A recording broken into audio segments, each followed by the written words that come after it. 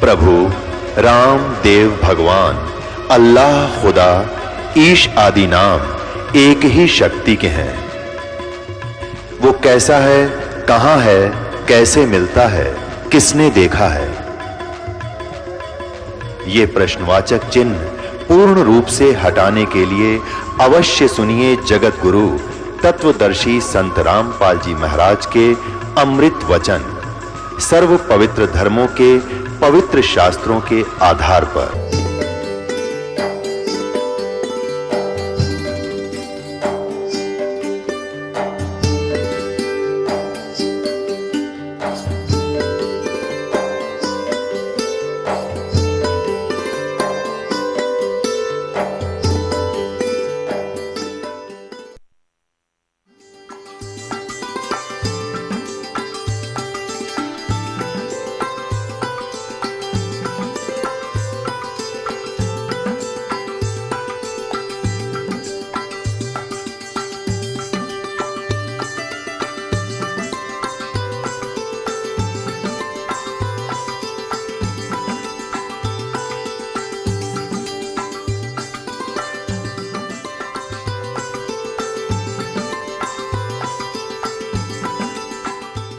सतगुरुदेव की जय। बंदी छोड़ कबीर परमेश्वर जी की जय। बंदी छोड़ गरीबदास जी महाराज जी की जय। स्वामी राम देवानंद जी गुरु महाराज जी की जय हो।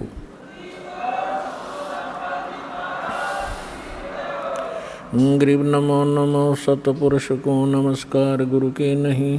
सुर नर मुनि जन साधुआं संतों सर्वसदी नहीं। सतगुरु साहेब संत सब डंडो तुम प्रणाम। आगे पीछे मध हुए तिनको जा कुर्बान। नराकार निर्विषम काल जाल वैभंजनम निर्लेपम निज निर्गुणम अकल अनुबेशुंदनम। सोहम सुरति समाप्तम सकल समाना निर्तलय उज्ज्वल हिरंबर हरदमम बेपरवा अथा है वर पार निमज्जतम। गरीब जो सुमर सिद्ध होई गणनायक गलता ना करो अनुग्रह सोई पारस पद परवाना। आदि गणेश मनाऊं गणनायक देवन देवा। चरण कमल लो लाऊं आदंत करूं सेवा। परम शक्ति संगीतम रिद्धि सिद्धि दाता सोई। अवगत गुण अतीतम सत्य पुरुष निर्वोही। जगदम्बा जगदीशम मंगल रूप मुरारी। तन मन अर्पों शीशम भक्ति मुक्ति भंडारी। सुर नर मुनि जन ध्यावे ब्रह्मा विष्णु महेशा। शेष सहस मुख गावे पूजय आद गणेशा। इंद्र कुबेर सरीखा वरुण धर्म राय ध्यावे। समर्थ जीवन जी का मन इच्छा फल पावे। 33 कोटि अधारा ध्यावे 88। उतरे बहुत जल पारा कट है यम की फांसी। 33 कोटि अधारा ध्यावे 88। उतरे बहुत जल पारा कट है यम की फांसी। गरीब कर जोरूं विनती करूं जोरूं चरण पर शीस। गुरु जी राम देवानंद जी महाराज ने दियो नाम बख्शीस। कोटि कोटि सिजदा करूं कोटि कोटि प्रणाम। चरण कमल में राखियो में बंदी जन गुलाम। कुत्ता हूँ गुरुदेव का रामपाल दास का नाम। गले प्रेम की जेवड़ी ही जाखें चोभा जाऊँ। तो करो तो बावड़ू दूर दूर करो तो जाऊं। जो राखो तो ही रहूं। जो देव सुख सतगुरु पूर्ण ब्रह्म है।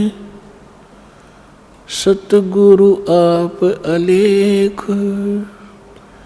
सतगुरु रमता राम है याम मीन न मेखो।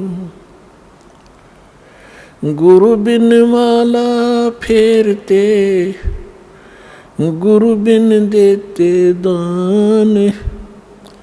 गुरु बिन दोनों निष्फल हैं, चाहे पूछो वेद पुराण। जय इब कै सतगुरु मिले, सब दुख आँखों रोए। चरणों ऊपर शीश धरूं, कहूँ जो कहनी हो। कबीर साईं मिल लेंगे, पूछेंगे कुशलोत। आदि अंत की सब कहूँ, अपने दिल की बात। गुरु जी तुम ना भूलियो, चाहे लाख लोग मिल जाएं। हम जैसे तुमको बहुत हैं, तुमसे हमको नहीं। परम पिता परमात्मा पूर्ण ब्रह्म सर्वसृष्टि रचनहार कबीर देव कबीर साहेब कबीर परमेश्वर जी की असीम रजा से आप सभी पुण्यात्माएं परमात्मा की महिमा श्रवण करने के लिए उपस्थित हुए। जिस प्राणी के युगों युगों के शुभ संस्कार एकत्रित हो जाते हैं उनको मानव शरीर प्राप्त होता है। उससे भी शुभ संस्कारी वो हंस आत्माएं हैं जिनको सतगुरु मिलते हैं, सत्संग श्रवण करने का अवसर प्राप्त होता है।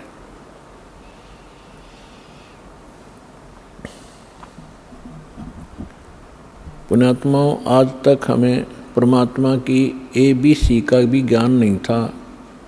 हम कह भी अध्यात्म मार्ग का नहीं जान पाए, चाहे हम अपने आप को कितने ही विद्वान मानते रहे, चाहे हमने वेदों को कंठस्थ याद भी कर लिया, श्रीमद् भगवद गीता के सभी श्लोक भी हमने रट रखे थे, क्योंकि इसके विषय में परमेश्वर स्वयं आकर ही बताते हैं, गुरु बिन काहुन पाया ज्ञाना, जो थोथा बुस छड़े मूड किसाना। गुरु बिन वेद पढ़े जो प्राणी, समझ न सारे रहे अज्ञानी। होय होय। परमेश्वर ने 600 वर्ष पहले बताया था कि ये ऋषि महर्षि ब्राह्मण लोग, विद्वान संत मंडलेश्वर वेदों को कंठस्थ तो याद कर लिया, इनकी प्रभुता भी बनी हुई है। कोई चतुर्वेदी, कोई त्रिवेदी, कोई दिव्यवेदी के इन्होंने चारों वेदों को कंठस्थ याद कर रखा है। किसी ने 3 वेदों को, वो त्रिवेदी कहलाता है। किसी ने 2 वेदों को कंठस्थ याद कर रखा था, वो दिव्यवेदी कहलाते थे। अपने आत्माओं, यहाँ परमात्मा कहते हैं कि प्रत्येक प्राणी, प्रत्येक आत्मा, जब से वो परमात्मा कहते हैं मेरे से बिछड़ी है, उसी के तुरंत बाद इसको एहसास हो गया है कि हमसे गलती हो चुकी है और हमारी कोई अनमोल वस्तु हमसे छीनी जा चुकी है और उसके बगैर हम रह नहीं सकते, उसके बगैर हम सुखी नहीं हो सकते। उसको अब हम परमात्मा कहते हैं। तो जिस कारण से इस आत्मा ने उस वस्तु को पाने के लिए एक भरसक प्रयत्न किया और अभी तक वो सशक्त प्रयत्न जारी है। उसके लिए उन्होंने जंगलों में जाना, राज त्याग देना भी उचित समझा। शरीर नष्ट हो जाए, गल जाए, तपस्या कर करके उन्होंने भगवान पाना ही चाहा पर नहीं मिला। उन्होंने चारों वेदों को कंठस्थ याद कर लिया, पढ़ने लगे थे परमात्मा को खोजने के लिए। फिर वो याद हो गए, क्योंकि पहले शांत स्वभाव के लोग होते थे, वर्तमान की हाहाकार नहीं थी। बार बार के रिपीटेशन से, आवर्ती से ये कंठस्थ हो जाते हैं। तो उन्होंने चारों वेदों को याद कर लिया और कोई भी कहीं बोलता तो वो तुरंत उसके अध्याय और मंत्र को तुरंत सुना देता, जिस कारण से वो प्रभुता प्राप्त हो गए। और जब प्राणी को प्रभुता प्राप्त हो जाती है, परमात्मा से कोसों दूर हो जाता है, क्योंकि जीव साहब नहीं हो सकता, परमात्मा ही साहब है। अब आप देखते हो हम कितने अज्ञानी हो गए। हम छोटी सी पोस्ट प्राप्त कर लेते हैं, यदि हमें कोई सीधा नाम पुकारता है तो हमें दुख होता था, और हमें साहब बोलता तो हम प्रसन्न होते थे, छाती फूल जाती है। इस ज्ञान से पता चलेगा कि साहब क्या है और जीव क्या है। तो कहने का भाव ये है कि वो वेदों के कंठस्थ करने वाले इतने प्रभु बन गए, उनको ब्राह्मण कहने लगे। ब्राह्मण का अर्थ होता ब्राह्मण सोए जिन ब्रह्म पहचाना। ब्राह्मण सोए जो ब्रह्म पहचाने। ब्रह्म माने भगवान, परमात्मा को पहचाने अपने आत्माओं। यहाँ क्योंकि ये दातम मार्ग है, पहली कक्षा के बालक भी आते हैं, तो ब्रह्म का अर्थ ये ना समझ लेना कि निरंजन ज्योति काल है, नहीं। ब्रह्म का अर्थ वैसे प्रभु होता है, भगवान होता है, राम कहो, साब कहो, ब्रह्म कहो। लेकिन जैसे हम पूर्ण परमात्मा कहते हैं, पूर्ण ब्रह्म कहते हैं, इसका मतलब कोई इनकम्प्लीट ब्रह्म भी है। लेकिन ब्रह्म शब्द पर्याप्त है परमात्मा के लिए। लेकिन यहाँ ये नकली प्रभु घने हो गए,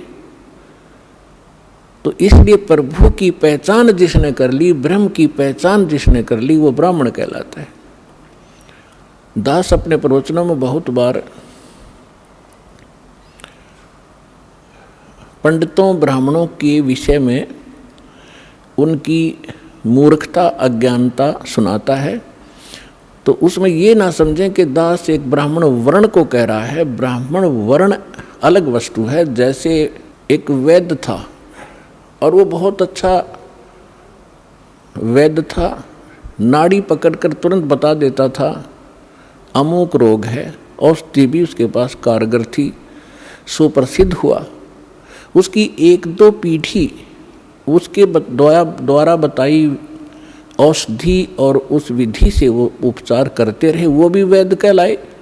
लेकिन आगे चल के वो लाखों की संख्या बन गई उनके वंशजों की, और वो वैद्य नहीं है, फिर भी उनका सरनेम वैद्य बन गया। अब कोई कुछ कार्य करता है, कोई कुछ कार्य करता है, वो भी अपने पीछे लगाता है रमेश वैद्य, और काम क्या है उसका, परचून की दुकान। जानता नहीं पेट के दर्द की दवाई औषधि, और लिखता है रमेश वैद्य, तो वो वैद्य नहीं है। और यदि कहीं किसी वैद्य की मूर्खता बताई जाती है कि रोग ये और दवाई ये दे रहा है, ये खाक वैद्य है, तो उस वैद्य को दुख नहीं होता जो परचून की दुकान किए हुए। इसी प्रकार ब्राह्मण की विषय में जानना। मेरे पूज्य गुरुदेव जी ब्राह्मण वर्ण में जन्मे थे, लेकिन वो अपने आप को ब्राह्मण नहीं कहते थे, पंडित नहीं कहते थे। पंडित ब्राह्मण की दूसरा पर्यायवाची पंडित भी कहलाता है। पंडित का भी यही अर्थ होता है। वो ब्राह्मण नहीं कहलाते थे जो हमने अपने परंपरागत समझ लिया है। हम किसको ब्राह्मण मानते हैं? जो श्राद्ध निकलवाता हो, पत्रे बाँच कर सुना दे, तेरा भी आपत्ति आनी है, ये ऐसे सर कर दे, ऐसे वैसे कर दे, ये ब्राह्मण कहलाते हैं। लेकिन यदि हम पंडित की परिभाषा समझना चाहें तो हमारे पूज्य गुरुदेव जी ब्राह्मण होते हुए अपने आप को ब्राह्मण नहीं कहते थे, वो संत कहलाते थे कि हमने पंडिताई कभी की नहीं, हम ब्राह्मण नहीं हैं। और मेरे दादा गुरु जी छावला गांव दिल्ली के अंदर, दिल्ली स्टेट में एक छावला गांव है नजफगढ़ के पास, वहाँ के वो जाट थे। और बचपन से ही वो हमारे जो चौथे दादा गुरुजी थे उनके संपर्क में आ गए। उन्होंने उसको काशी विद्यापीठ में पढ़ाया, अपने पास ही रखा, तो वो 4 विषय के आचार्य बन गए उस विद्या को पढ़कर। लेकिन उन्होंने पंडिताई की नहीं, फिर भी वो पंडित चिदानंद नाम से जाने जाते थे। और उनका आश्रम बना हुआ है जिला सोनीपत हरियाणा, तहसील खरखोदा के पास एक गोपालपुर गांव है छोटा सा, उसमें उनका आश्रम बना हुआ है। दास उसको बहुत बार देख कर आया है। उस पर लिखा है पंडित चिदानंद आश्रम, जबकि वो वर्ण में जाट थे। तो हमने सबसे पहले ये देखना है कि इन चीज़ों का अब हमने इनसे ऊपर उठना है, जातिवाद से। हमारी क्या जाति है? जीव हमारी जाति है और मानव धर्म हमारा हिंदू मुस्लिम सिख ईसाई, कोई धर्म नहीं है न्यारा। जब हम परमात्मा के इस अध्यात्म ज्ञान से परिचित होंगे, फिर हमने कोई भी दूसरा सा नहीं दिखेगा, ना कोई मुसलमान दिखाई देगा, ना कोई ईसाई दिखेगा, ना हमें कोई हिंदू दिखेगा, ना कोई सिख दिखाई देगा। हम एक पिता की संतान हैं, हम परमात्मा के लिए ही विभाजित हुए हैं, परमात्मा के लिए अब हम एक होंगे क्योंकि हमें ज्ञान हो जाएगा। हम रूढ़िवादी नहीं रह सकते क्योंकि परमात्मा ने शिक्षा इसीलिए आपको दी है। अब हम अपने प्रसंग पर आते हैं। गुरु बिन काहू न पाया ज्ञाना, जो थोथा भूस छड़े मोहड किसाना। गुरु बिन वेद पढ़े जो प्राणी, समझन सारे रहे अज्ञानी। अब तो कहते हैं प्रत्यक्ष को प्रमाण की आवश्यकता नहीं पड़ती, क्योंकि दास ने परमेश्वर कबीर जी के द्वारा दी गई उस बुद्धि से, दास एक जीव बुद्धि है और जब परमात्मा रजा बख्शते हैं, यही जीव परमात्मा वाले ही ज्ञान को आगे चला सकता है, सुना सकता है और उसको समझ सकता है। तो उस परमात्मा की कृपा से आपके समक्ष ये तो हो ही चुका है कि यथार्थ ज्ञान क्या है, अध्यात्म मार्ग कैसा है, और ये भी आप खूब समझते हैं कि आज तक हमारे सदग्रंथों को हमारे ही ऋषि महर्षि गुरु ब्राह्मण आचार्य शंकराचार्य इस सिलेबस से परिचित नहीं थे, तो खाक टीचर थे वो। जीवन अपना नाश किया, हमारे पूर्वजों का भट्ठा बैठा दिया, भूत बनवा दिए, फिर उनके श्राद्ध निकलवाने शुरू कर दिए। तो इस तरह की भ्रमणा अज्ञानता से फैलती है। तो आज तक हमारे जितने भी ऋषि महर्षि हुए हैं, इवन ब्रह्मा विष्णु महेश, इनको कोई अध्यात्म ज्ञान नहीं था। पुण्यात्माओं, परमात्मा ने 600 वर्ष पहले कहा था ये ज्ञान, लेकिन उस समय हम शिक्षित नहीं थे। हमारे धर्मगुरु केवल संस्कृत भाषा पढ़ा करते थे और सदग्रंथ भी संस्कृत भाषा में थे, जिस कारण से हम अपने भगवान को ना पहचान सके, ना अध्यात्म ज्ञान को जान सके। और इन अज्ञानी ऋषि महर्षि आचार्यों शंकराचार्यों ने परमात्मा का विरोध करके जनता को भ्रमित किया कि अशिक्षित जुलाहा धानक, ये नीच जाति का, ये क्या जाने सदग्रंथों के विषय में, क्योंकि ये संस्कृत नहीं जानता। तो उस समय नकलियों की दाल खूब गल गई, लेकिन मालिक तो मालिक ही होता है, सहनशील भी होता है। वो जो उद्देश्य लेकर चलते हैं वो बीच में भड़बड़ाते नहीं। उसी समय धर्मदास नाम के एक महापुरुष परमात्मा की शरण में आए थे, जो हिंदू धर्म में जन्मे थे और ये इन्हीं भगवानों की पूजा किया करते थे, जिसके विषय में परमात्मा कबीर जी कहा करते थे, तीन देव की जो करते भक्ति, उनकी कदे ना होवे मुक्ति। 600 वर्ष पहले चौराहे पर खड़ा होकर कहा करते परमात्मा, जहाँ ये ब्राह्मण कथा कर रहे होते थे। तो उस समय परमात्मा के ऊपर बहुत मार पड़ा करती थी, पीटा करते थे, घसीटा करते थे। लेकिन परमात्मा सत्य है, उसके वचन सत्य हैं, उसका अस्तित्व सत्य है, वो झूठ ना कह सकता और ना ही वो झूठ होता है। तो जब धर्मदास नाम के एक महापुरुष बड़े विचलित हुए, अब जो प्रसंग चल रहा है हम उसी पर आते हैं। इस ज्ञान को बताने के लिए परमात्मा स्वयं आते हैं। परमात्मा की पहचान करने के लिए हमारे सदग्रंथ पर्याप्त हैं, जिनको आज तक हम शिरोधार्य माना करते थे। पवित्र चारों वेद, ऋग्वेद, यजुर्वेद, अथर्ववेद और सामवेद, इन चारों वेदों को हम सत्य मानते हैं, पूरा विश्व सत्य मानता है। विशेषकर हिंदू धर्म के नाम ये लिख दिए गए हैं कि हिंदुओं के ग्रंथ हैं, तो हिंदू तो इसको सत्य मानते ही मानते हैं। दूसरे श्रीमद् भगवत गीता, वेदों से भी प्रथम स्थान आज श्रीमद् भगवत गीता जी का है, क्योंकि ये एक छोटा ग्रंथ है और चारों वेदों का निष्कर्ष है, और उसके बाद 18 पुराण।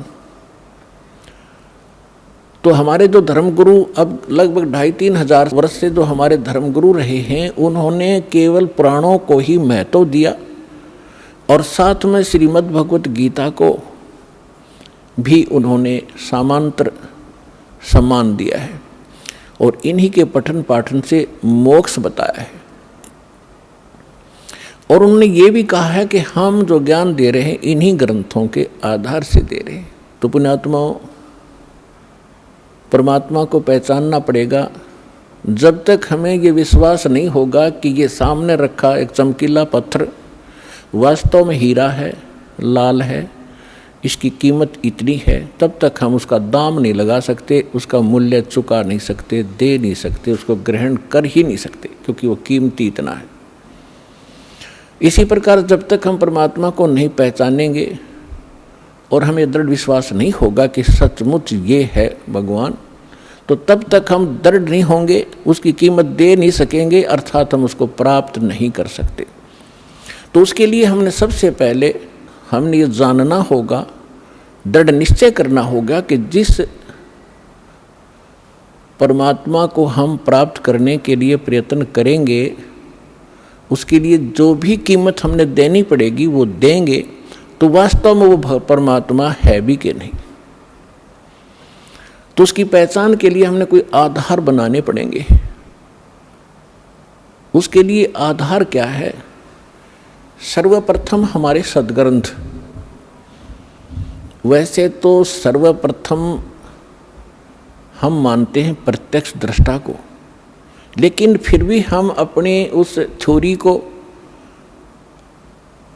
हम नकारा नहीं कर सकते, जिसको आज तक श्रोधार्य मानते रहे और सत्य मानते रहे। तो हम पहले थ्योरी फिर प्रैक्टिकल दोनों से हम सिद्ध कर लेंगे कि सचमुच कौन है परमात्मा।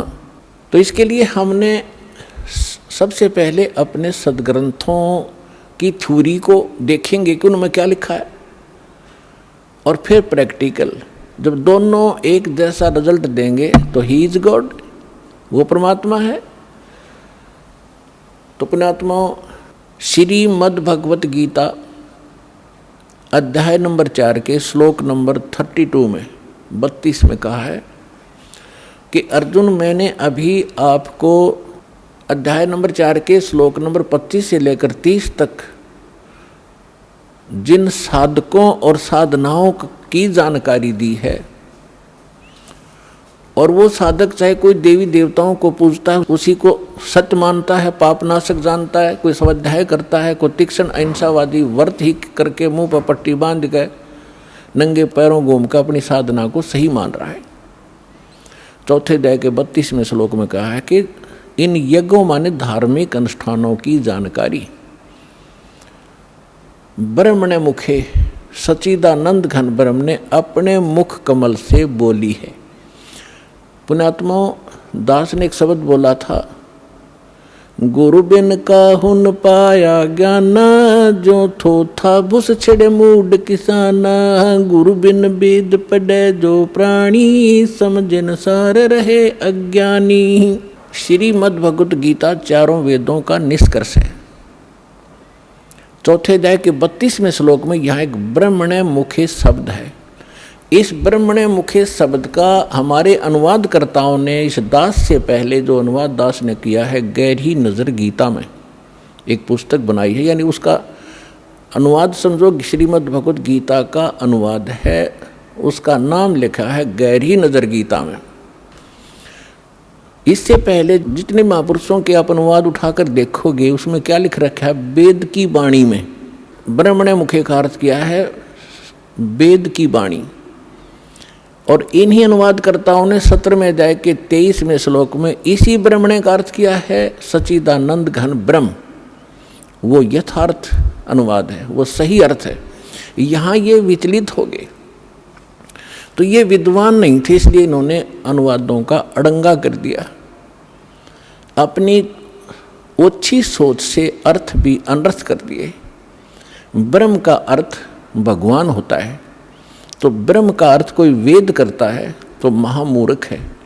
वेद एक सिद्धांत है, संविधान है, भगवान की जानकारी देता है, उसके नियम बताता है, और ब्रह्म भगवान है। जैसे एक राजा है, राजा का संविधान है, वो उसके नियमों का, उसके अंदर उसके सारे नियम लिखे हुए हैं, कैसे एक प्रजा को रहना चाहिए, क्या अपराध है, कैसा ना करना चाहिए। और कहीं पर कोई राजा का अर्थ और संविधान लिख दे तो वो अर्थ ठीक नहीं कर रहा, अनर्थ कर रहा है।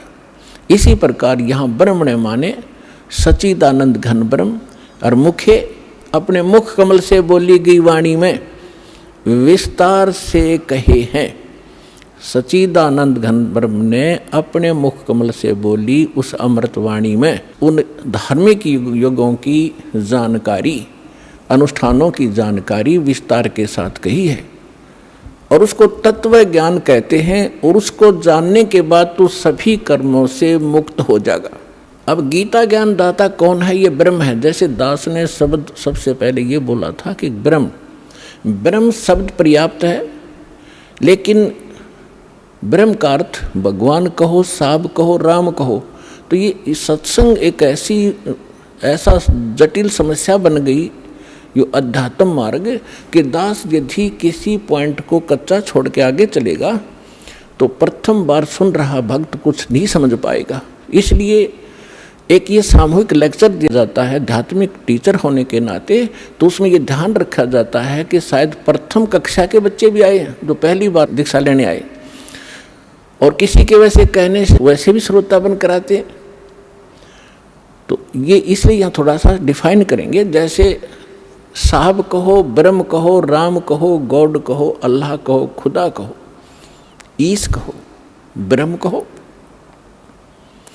अब जैसे एक तहसीलदार भी साहब है, प्रभु है, स्वामी है अपने विभाग का। ऐसे ही आगे चले, हम थोड़े शॉर्ट में बताऊंगा। जैसे डिप्टी कमिश्नर भी साहब है, मंत्री भी साहब है, मुख्यमंत्री भी साहब है। आप अंडरस्टूड, आपको खूब समझते हो आप कि ये साहब कितने सतर के हैं। और प्रधानमंत्री भी साहब कहलाते हैं, और राष्ट्रपति जी भी साहब ही कहलाते हैं। तो इसे समझ लेना। तो ये इसलिए ब्रह्म, अब जैसे मुख्यमंत्री जी हैं, ये एक क्षेत्र के मालिक हैं, स्वामी है, ये पूर्ण स्वामी नहीं है, पूरे भारत के स्वामी नहीं है। इसी प्रकार यहाँ जो ब्रह्म शब्द है, ये ब्रह्म है 21 ब्रह्मांड का स्वामी। इसको ज्योत स्वरूपी निरंजन गीता अध्याय नंबर 4 के श्लोक नंबर 32 में स्वयं कहता, मैं काल हूँ, ये काल ही है। और काल भी स्वामी है। जैसे एक जेल का सुप्रिटेंडेंट, वो जेल का स्वामी है, और सुप्रिटेंडेंट साहब भी है, ऐसे ही ये काल साहब है, 21 ब्रह्मांड का स्वामी है, या एक जेल है, यो जेल का सुप्रिटेंडेंट साहब है, ये समझ लो। तो ऐसी ऐसी इसने 21 जेल बना रखी है, एक ब्रह्मांड भी ये जेल है। तो ऐसे ये 21 ब्रह्मांड का साहब है, ये ब्रह्म है, लेकिन ये कंप्लीट ब्रह्म नहीं है, ये पूर्ण ब्रह्म नहीं है, इसलिए ब्रह्म शब्द बोला गया। तो यहाँ प्रत्येक इसके अंग को हमने समझने के लिए ऐसे करना पड़ेगा। तो इस ब्रह्म ने श्रीमद् भगवद गीता का ज्ञान श्री कृष्ण जी में प्रवेश करके, जैसे को प्रेत बोलती है किसी के अंदर, ऐसे बोला। ऐसे ही इस काल ने एक ब्रह्मा कुमारी पंथ चलाया अभी 100 वर्ष पहले लगभग, और उसमें एक प्रेत आता है, वो कहता अहम ब्रह्मास्मि, मैं ब्रह्मा हूँ। कभी कहता है अहम शिवोहम, मैं शिव हूँ। ये एक प्रेत का चलाया हुआ है, और वो प्रेत कभी ब्रह्मा की पदवी पर था। जैसे कोई गांव का प्रधान सरपंच रिटायर हो जाता है, उसको अगली बार नियुक्त नहीं किया जाता, तो लोग फिर भी उसको सरपंच साहब कहते हैं, प्रधान साहब बोलते हैं, वो राज्य रह रहे। और वो भी कहीं मिलता है, कोई कहता भाई कौन है, फलाना सरपंच हूँ, और जब वो सरपंच नहीं होता तो ऐसे ही दास ने कबीर परमात्मा से प्राप्त उस ज्ञान को आगे बढ़ाया है as it is, as a tape recorder. Das का इसमें इतना ही योगदान है कि दास को परमात्मा का जो अंतःकरण टेप रिकॉर्डर ठीक कर दिया उस परमेश्वर कबीर जी ने, और उसमें अपना ज्ञान भर दिया।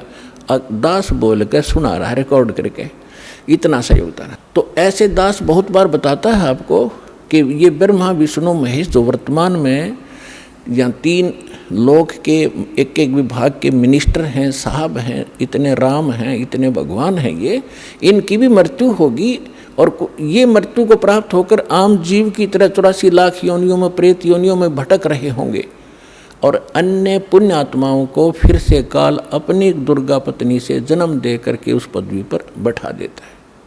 तो उनमें से ये पंथ चलाने वाला जो ब्रह्मास्मि में शिवोस्मि, तो ये वो भूत है जो कभी ब्रह्मा के पद पर रहा है, अब उसका अस्तित्व कुछ नहीं, वो रिटायर्ड सरपंच समझ लो, एक्स सरपंच, अब उसका कोई अस्तित्व नहीं। तो वो बोल कर उसने वो पंथ चला दिया। आज भी उसकी मुरली सुनकर, वो भूत की बात सुनकर एक बहुत बड़ा जनसमूह अपना जीवन नाश कर रहा है। दास का प्रयत्न किसी की निंदा करना नहीं, दास का प्रयत्न है कि सभी हम एक परमात्मा के बालक बच्चे हैं, बहन बेटी भाई, और उस काल ने ये जाल फैला रखा है कि मैं इतने पंथ चला दूंगा नकली कि कोई समझ नहीं सकेगा ओरिजिनल पंथ कौन सा है। तो दास ऐसा प्रयत्न कर रहा है कि जैसे पहले के, अभी बहुत बार होती रहती हैं घटनाएं कि कोई 500,000 के नोट नकली छाप देता है, और सरकार को जो पता चलता है तो दोनों ओरिजिनल और डुप्लीकेट दोनों के दोनों मीडिया के माध्यम से, समाचार पत्रों के माध्यम से उनकी पहचान कराई जाती है कि ये इस टाइप का डुप्लीकेट है, ये ओरिजिनल है। तो सरकार निंदा नहीं कर रही होती, एक महापरोपकार करती है। तो दास का यही प्रयत्न समझ लेना कि हमारे जो यथार्थ सदग्रंथ हैं वो तो हमारे ओरिजिनल नोट हैं, ओरिजिनल सदग्रंथ हैं, और उसके अतिरिक्त कोई अनुभव बता रहा है, कोई मार्ग चला रहा है, वो डुप्लीकेट है, वो हानि हो रही उनके जीवन की।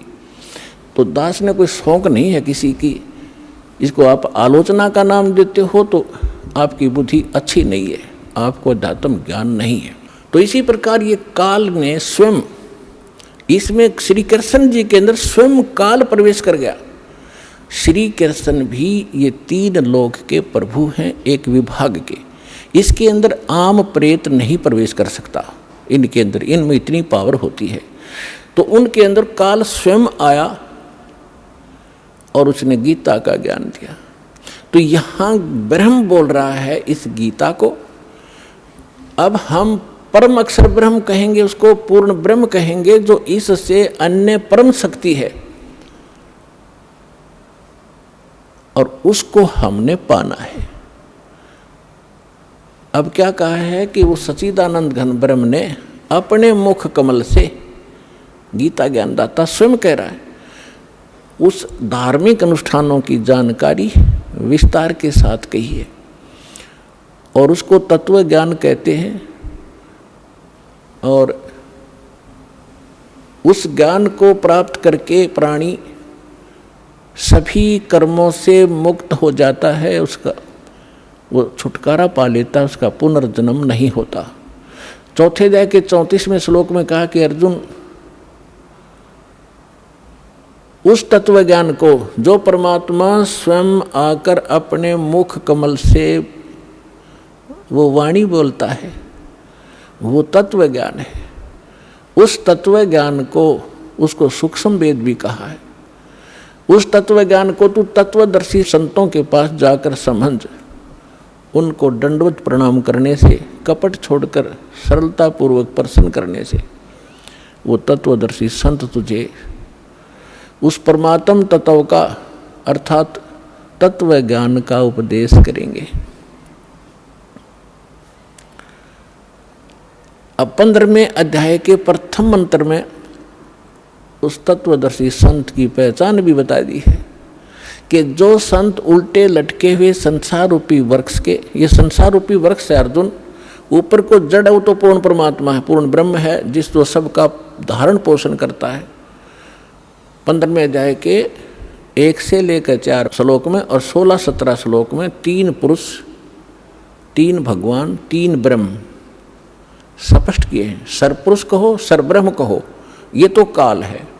सर माने नासवान, ये 21 ब्रह्मांड का स्वामी, ये सरब्रह्म है। और दूसरा अक्षर ब्रह्म, अक्षर पुरुष कहो चाहे प्रभु कहो, स्वामी कहो, राम कहो, ब्रह्म कहो, ये 7 संख्य ब्रह्मांड का स्वामी है। इसकी आयु बहुत लंबी है, लेकिन इसकी भी मृत्यु है, इसलिए इसको भी अक्षर पुरुष कहा है। ये चिरस्थायी है। और फिर तीसरे नंबर का जो परमात्मा है, परम अक्षर ब्रह्म कहलाता है, वो बताया उत्तम पुरुषत्व अन्य, जो 17वें श्लोक में कहा 15वें अध्याय के, उत्तम पुरुषत्व अन्य परमात्मा इति उदाहरता है। ये लोग तरम अविश्य विवर्ती अवैश्वर है, वो परमात्मा इन दोनों से अन्य है, जो 15वें अध्याय के 16वें श्लोक में सरपुरुष और अक्षर पुरुष कहे हैं। इनसे कोई अन्य है वो परमात्मा जो सबका धारण पोषण करता, तीनों लोकों में प्रवेश करके। तो 15वें अध्याय के प्रथम श्लोक में बताया कि ऊपर को जड़ और नीचे को शाखा वाला ये उल्टा लटका हुआ संसार रूपी पीपल का वृक्ष समझो, एक फॉर एग्जाम्पल दिया है। और जो संत इसके सभी विभाग बता दे, न्यारे न्यारे, भिन्न भिन्न, सवेदवित, वह वेद के तात्पर्य को जानने वाला है, वह वेद का ज्ञाता है, वो तत्वदर्शी संत है। तो पुण्यात्माओं, 600 वर्ष पहले परमात्मा स्वयं आए थे, जैसा उनका विधान है कि वो स्वयं आकर अपने मुख कमल से उस तत्व ज्ञान का प्रचार करते हैं, जो हमारे नकली धर्मगुरुओं ने, डुप्लीकेटों ने रिजेक्ट करके कूड़े की टोकरी में डाल रखा था, धानक जुलाहा कह के, उसकी वाणी झूठी कह के।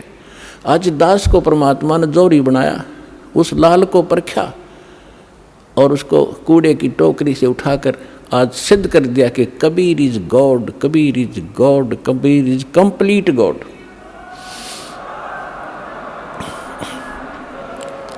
और जिसको पाकर उसके बच्चे आज धनी हो रहे हैं, अध्यात्म मार्ग से वो पूर्ण, अध्यात्म धन से वो परिपूर्ण होते जा रहे हैं, जो उनका सुख का मूल है। और शास्त्र विरुद्ध साधना दुख की मूल होती है, जो आज तक हम सभी करते रहे। अब जो प्रसंग चल रहा है उसी पर आते हैं कि परमात्मा ने 600 वर्ष पहले आकर कहा था, अक्षर पुरुष एक पेड़ है, निरंजन वाकी डारे, तीनों देवा शाखा है, भाई पात रूप संसारे। अक्षर पुरुष एक पेड़ है, सरपुरुष वाकी डार, और तीनों देवा उसके आगे शाखा हैं, ये पात रूप संसार। अब आपको बहुत बार उल्टा लटका हुआ संसार रूपी वृक्ष का एक चित्र बनाया है, वो दिखाया है। तो परमात्मा ने मूल को छोड़ दिया, जो जमीन से बाहर दिखाई देता वो सारे पार्ट बता दिए। तना, उसको अक्षर पुरुष समझो, उससे तने से मोटी डाहर निकले उसको सरपुरुष, और सरपुरुष के आगे फिर वो 3 शाखाएं हों, रजगुण ब्रह्मा, सतगुण विष्णु, तमगुण शिव जी, ये शाखा समझो, इतना बता दिया। और 5 रूप संसार। फिर इस दास को भेजा ये बताने के लिए कि मूल कौन है। ये जड़ वही है जो सबका धारण पोषण करता है, सबका उत्पन्न करने वाला है, सबका संरक्षक है, जो सर्व सुखदायी है, जो परम अक्षर ब्रह्म, जो अविनाशी परमात्मा है, वो वही है। कौन? अब दास ने बताया कि इसमें परमात्मा को पहचानने में दोनों पहलू काम करेंगे। एक तो हमारी थ्योरी, हमारा जो सिलेबस पाठ्यक्रम, और साथ में प्रैक्टिकल। पाठ्यक्रम बता रहा है और फिर वो प्रैक्टिकल, जिन्होंने प्रैक्टिकल किया, उन महापुरुषों ने जिनको भगवान मिले, सचखंड लेकर गए, सतलोक ले गए, फिर वापस छोड़ा, उनमें से 6-7 शुभ नाम दास का याद है। आदरणीय धर्मदास साहिब जी, गांव बांधवगढ़, मध्य प्रदेश, वर्तमान में छत्तीसगढ़ होगा वो। और आदरणीय मलुकदास साहिब जी, आदरणीय नानक साहिब जी, जो सिख धर्म के प्रवर्तक माने जाते हैं। आदरणीय दादू साहिब जी, आदरणीय गरीबदास साहिब जी, गांव छुरानी, जिला जज्जर, हरियाणा वाले। आदरणीय गीसा दास साहिब जी, गांव खेखड़ा, जिला बागपुर, उत्तर प्रदेश वाले। आदरणीय स्वामी रामानंद जी काशी वाले। तो इन महापुरुषों में से आदरणीय गरीबदास साहिब जी के विषय में दास बताना चाहेगा। उन्होंने कहा कि हम सुल्तानी नानक तारे दादू को उपदेश दिया, जात जुलाहा भेद न पाया वो काशी माहे कबीर हुआ। अनंत कोट ब्रह्मांड का एक रति नहीं भारे, सतगुरु पुरुष कबीर हैं ये कुल के सिरजनहारे। तो वो जड़ है उस संसार रूपी वृक्ष के, वो कबीर है। कबीर परमात्मा कौन? उसको परम अक्षर पर कहो, उसको सत्य पुरुष कहो, अमर पुरुष कहो, उसे परम पुरुष कहो, उसे परम अक्षर ब्रह्म कहो, उसे परम अक्षर पुरुष कहो। ये उनके उपमात्मक नाम है। वास्तविक नाम उस परमात्मा का कबीर देव है। उसको अल्लाहु अकबर कहो। कबीर देव, कबीर साहब, अल्लाहु अकबर, कबीर भगवान, अल्लाह माने भगवान, अकबर अकबरी, अकबीर कबीर, ये कबीर को ही अपभ्रंश करके अकबर बोलते हैं। जैसे हम कबीरू बोल देते हैं, कबीरा बोला करते थे। जैसे गरीबदास जी को गांव वाले गरीबू कहा करते थे। तो ऐसे हम अपभ्रंश करके अपने नाम रख लेते हैं। उनका वास्तविक नाम है कबीर देव, अल्लाहु अकबर, अल्लाह कबीर, गॉड कबीर। अब जो प्रसंग चल रहा था उसी पर आते हैं कि वो परमात्मा स्वयं यहाँ आते हैं। अब इसमें दोनों पहलू साथ चलेंगे कि जिनको भगवान मिले उन्होंने प्रैक्टिकल किया, और जो हमारे सदग्रंथ आज तक हमें ज्ञान दे रहे थे, हमारे धर्मगुरु समझ नहीं सके, वो हमारा दुर्भाग्य और उनका भी दुर्भाग्य कहेंगे, क्योंकि वो उनकी बुद्धि काल के वश थी। अब हम सतगुरु शरण में आ गए तो हमारे ऊपर काल की जकड़ नहीं रही, इसलिए आप इस ज्ञान को समझ रहे हो। जिस दिन आपका नाम खंड हो जाएगा, यहाँ से कनेक्शन कट गया, परमात्मा का पंजा आपसे उठ जाएगा, आपको यही शब्द कड़वे लगने लग जाएंगे। और ये हमारे यहाँ भक्त भी आपको बुरे बुरे दिखाई देंगे, क्योंकि काल प्रवेश कर जाएगा, आपकी बुद्धि को भ्रष्ट कर देता है। आज तक ब्रह्मा विष्णु महेश की गांठ बांध रखी, इसने चक्कर बांध रखा, समझने नहीं दिया। आपकी क्या औकात, आप इस मालिक की शरण से दूर होकर आप सुखी हो जाओगे।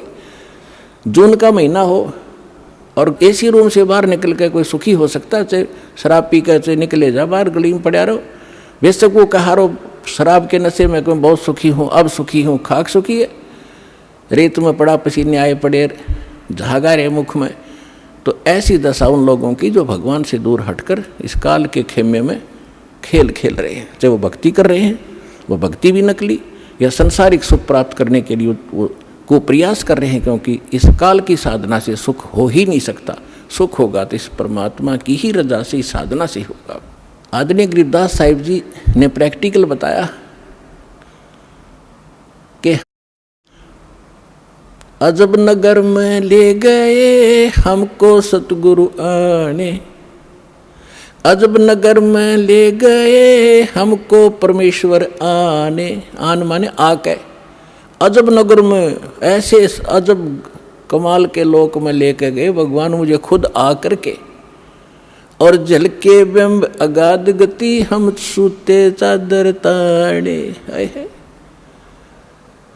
अजब नगर में ले गए हमको सतगुरु आण, यानी वो सतगुरु भी हैं, वो भगवान भी हैं। जो सतगुरु होता है, सच्चा ज्ञान जो देता है भगवान ही देता है, भगवान ही सच्चा ज्ञान दे सकता है। तो उनको सीधे भगवान मिले थे, सतगुरु कहो चाहे परमेश्वर कहो। अजब नगर में ले गए हमको परमेश्वर आने, आन माने आके। ये हमारी देसी भाषा हरियाणा की लैंग्वेज में लिखा ग्रंथ है। और जल के बिंब अगाध गति वहाँ सूते चादर तान, चादर तान के सोना, यानी कति निश्चिंत हो जाना, बेफिक्र होकर सोना। एक मुहारा है यहाँ देसी कि अच्छा चादर तान के सोए है, सारे काम कर लिए। तो इस तरह कहते हम तो निश्चिंत हो गए कि साधना हमारी सत भगवान मिल गए, आँखों सतलोक देख लिया, सत साधना करते रहेंगे, गलती हम करें नहीं, हम निश्चिंत हो गए। हमारे अंदर कोई अब शंका नहीं रही कौन भगवान है और क्या उसको प्राप्त करने का मेथड है, वो सब कंप्लीट प्राप्त हो गया, आंखों देखा। तो दास आपको इतना ही दृढ़ करना चाहता है। देखो, माता पिता अपनी बिटिया का विवाह करते हैं तो वो जाकर लड़के वाले का घर भी देखते हैं, उसकी प्रॉपर्टी से भी परिचित होते हैं, अन्य थर्ड पर्सन से भी पूछते हैं, फिर वो आकर घर बताते हैं कि हम जो लड़का देख कर आए हैं उसके ये बिजनेस है, उसके ये व्यापार है, इतनी उसको प्रॉपर्टी है। तो लड़की को कोई डाउट नहीं होता क्योंकि पिता बता रहा है। थर्ड पर्सन कहे तो शायद शंका हो जाए। तो इसी प्रकार उस परम पिता ने आके आपको ज्ञान दिया है कि जहाँ तुम जाओगे वहाँ क्या क्या सुख सुविधाएं हैं, तो आपको डाउट नहीं रहना चाहिए। और फिर साथ के साथ अपने गवाह भी तैयार कर रखे। अब लड़की न्यू कह मैं जाकर देख कर आऊँगी तो वह भी एक बात है, देखा पिताजी झूठ नहीं बोल रहे। तो इसी प्रकार आप जी ने एक नेक भक्त का भी आचरण एक दिखाना है कि जो दास बोल रहा है वो किसी डूम भाट के गीत नहीं है, गॉड गिवन स्पिरिचुअल नॉलेज है, एच इट इज, जो भगवान ने बताया। और जिन महापुरुषों को भगवान मिले उन निजों का तो सेकंड किया, हमारे सदग्रंथ बता रहे। अब आपको श्रीमद् भगवद गीता से परिचित कराया, और विशेषकर हिंदू समाज तो जो भगवान की तरफ में पहले से ही लगे हैं तो उन्होंने तो गीता का पाठ रोज कर ही रखा तकरीबन। दास एक बार 2003 के अंदर उदयपुर के अंदर सत्संग कर रहे थे, थोड़ी सी संगत होती थी, और हमारे पास एक प्रोजेक्टर सिस्टम हमने किया था और टीवी पर दास दिखा रहा था, बता रहा था। एक बहन सुन रही थी, उसमें प्रोजेक्टर सिस्टम नहीं था, केवल टीवी ही पर हम दिखा रहे थे। टीवी पर थोड़ी बहुत दूर दिखा करते, थोड़े आदमी बैठा करते। उसके तुरंत बाद हमने प्रोजेक्टर ले लिया था भक्तों ने। तो सत्संग कर रहा था, उसमें बताया सारा कुछ, गीता को दिखाया। फिर मैं नीचे आकर एक चारपाई डली थी उस पर बैठ गया। 10-20 भगत, कुछ शंका समाधान वाले, कुछ दीक्षा के इच्छुक आकर बैठ गए। तो एक बहन कहने लगी, जी मैं तो व्रत करती हूँ, शुक्रवार का मैं छोड़ूंगी नहीं। मैंने कहा बहन आप गीता को मानते हो? कहा गीता डेली पढ़ती हूँ। मैंने कहा 6 अध्याय के 16वें श्लोक में गीता जी में लिखा है कि अर्जुन, ना तो ये साधना, ये योग अधिक खाने वाले की सफल हो सकती, और ना बिल्कुल न खाने वाले की, बिल्कुल ना खाना, व्रत रखना, और ना ज़्यादा जागने वाले की। लोग दिखावा नहीं होगा, मैं 4-2 बजे उठ लेता हूँ, प्रसाद ना करता हूँ और सोता ही नहीं रात ने, नहीं। नाम उठत ना हम बैठत, नाम सोवत जागवे, नाम खाते नाम पीते, नाम सेती लागवे। ठीक है, जो वृद्ध हैं जिनको काम नहीं, किसी टाइम उठो और बैठो करो सेवा साधना, लेकिन सारे दिन मेहनत करने वाला आदमी कैसे उठ लेगा? 2 बजे 10 बजे सोया हुआ या 11 बजे सोने पाओ आजकल। तो कहने का भाव ये है कि ना घना जागने वाले का और ना घना ज़्यादा सोने वाला भी मूर्ख है। संध्या पढ़कर सोया उठ 9 बजे, वो क्या भक्ति करेगा? तो कहते सब संयम रखो, सबके अंदर संयम, हर तरह का संयम रखकर साधना करने से होता है। तो मैंने इतना ही कहा था कि गीता अध्याय नंबर 6 के श्लोक 16 में न बोले जी बिल्कुल सही है, और मैं रोज़ पढ़ती थी। आज बुद्धि खुली है मेरी। माँ बेटी आज तक तुम्हारी बुद्धि काल न जकड़ रखी थी, रोज पढ़ा करते। मोती मुक्ता दर्शत नाही, ये जग है सब अंदरे, दिखत के तो नैन चश्म इनका फेरा मोतिया बंदरे। ये बड़े विद्वान पढ़े थे, बड़े लय ला कर गीता का पाठ करा करते थे, बड़ी मधुर वाणी से श्लोकों का उच्चारण किया करते थे क्यों घंटे ताई। तो खाक था उनके पास, मोतिया बिन था, उसको पता नहीं इसमें बोल क्या रखा, तुम कर क्या रहे हो। तो आज दास तो बता रहा है कि बुद्धिमान भक्त हैं और इन्होंने गीता और इनको खूब पढ़ा हुआ है, और परमात्मा की शरण में आने से आपकी बुद्धि ओपन हो जाती है, काल का प्रेशर प्रभाव हट जाता है, आप खूब आसानी से सोच लेते हो और समझ सकते हो। तो गीता के अंदर जो दास ने प्रमाण दिए, विशेषकर हिंदू समाज जिनसे खूब परिचित है कि ऐसा ही लिखा है, लेकिन समझ नहीं सके थे। आप विद्यार्थी, अगर विद्यार्थी सिलेबस समझ ले तो फिर टीचर की क्या आवश्यकता है, फिर आप पे पढ़ जाते सारे। तो टीचर इसलिए बनाए जाते हैं कि सब अनुभव करते हैं, सिलेबस को पढ़ते हैं, फिर बच्चों को सुनाते, फिर प्रैक्टिकल करवाते हैं। थ्योरी से प्रैक्टिकल होता है, एज इट इज होगा, बिल्कुल सही होगा। अब आपको सुनाते वेदों से। वैसे वेद चारों वेदों का सारांश श्रीमद् भगवद गीता है, लेकिन इस मन के अंदर ज़्यादा ही अड़ंगा भर दिया इन अज्ञानियों ने, तो वेद भी पैरेलल साथ लेने पड़ेंगे हमने। परमात्मा की पहचान क्या है, वो क्या करता है। अब जैसा अभी आपने पाठ प्रकाश के समय सुना कि सतलोक से चलकर आए, वो परमात्मा सतलोक से चलकर आए कबीर जी। और गरीबदास जी भी कहते हैं कि अलल पंख अनुराग है सुन मंडल रहे थीर, दास गरीब उधारिया में सतगुरु मिले कबीर। और अजब नगर में ले गए हमको सतगुरु आने। धर्मदास जी कहते हैं सतलोक से चलकर आए काटन यम की जंजीर। मुल्कदास जी भी कहते हैं कि अमरलोक से चलकर आए काटन यम की जंजीर। तो इसी प्रकार सभी महापुरुषों ने जिनको परमात्मा मिले हैं, रामानंद जी ने कहा कि दो ठौर है एक तू, भया एक से दो। और गरीबदास हम कारणे तुम आए हो मगजो, वहाँ से चल कर आए हो। मगजो माने वो सफ़र तय करके आए हो, इतना लंबा हमारे लिए आए हो। अब वेद क्या बताते हैं। ऋग्वेद मंडल नंबर 9 सूक्त 86 के मंत्र 26 और 27 में, ऋग्वेद मंडल नंबर 9 सूक्त 82 मंत्र 1, 2, 3 में, ऋग्वेद मंडल नंबर 9 सूक्त 54 के मंत्र 3 में, ऋग्वेद मंडल नंबर 9 सूक्त 94 के मंत्र 1 में, ऋग्वेद मंडल नंबर 9 सूक्त 95 मंत्र 2 में, ऋग्वेद मंडल नंबर 9 सूक्त 96 यानी 96 के मंत्र 16 से लेकर 20 में, फिर ऋग्वेद मंडल नंबर 9 और सूक्त 1 के मंत्र 8 और 9 में। और भी अनेक स्थानों पर बहुत सारे ढेर सारे प्रमाण हैं, लेकिन ये हमें पर्याप्त हैं इतने मंत्र परमात्मा को पहचानने के लिए। इनमें यही प्रमाण दिया है कि वो परमात्मा मनुष्य सदृश है और ऊपर धूलोक के तीसरे पृष्ठ पर, यानी ऊपर 4 लोक हैं, एक सत्यलोक, फिर अलखलोक, उससे ऊपर अगमलोक, फिर अकह, उसको अनामी लोक भी कहते हैं। तो प्रत्येक लोक को 3 विभागों में बांटा हुआ है। जैसे अपनी दिल्ली राजधानी है, एक तो बाह्य क्षेत्र है जो ग्रामीण क्षेत्र होता है, और एक बाजार क्षेत्र है, बाजार में जहाँ दुकानें हैं, बाजार है, और तीसरा वो स्थान है जहाँ हमारी पार्लियामेंट हाउस है। तो ऐसे बताया है कि वो धूलोक, धू माने उस तेजों में पृथ्वी सतलोक में वो परमात्मा राजा के समान सिंहासन पर विराजमान है, सिर पे मुकुट है, देखने में वो राजा जैसा लगता है और वहाँ रहता है।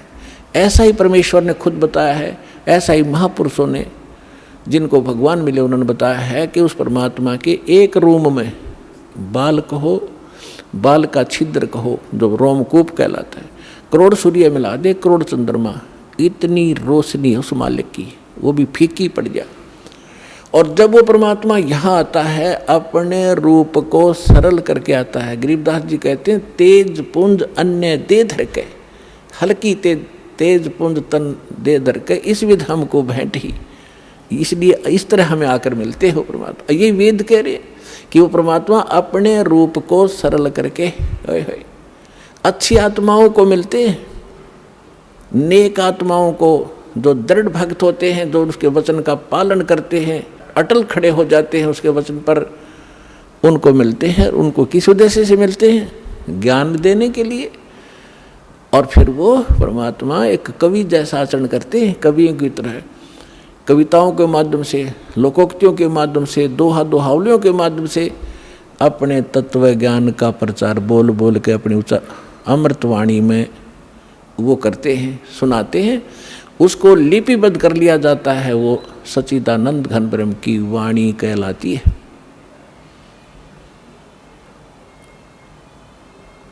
अब ये तो वेदों ने बताया, उसमें स्पष्ट बताया कि परमात्मा कबीर देव है, उसका नाम कबीर साहब है। कबीर देव माने परमेश्वर, भगवान, अल्लाह खुदा, गॉड साहब।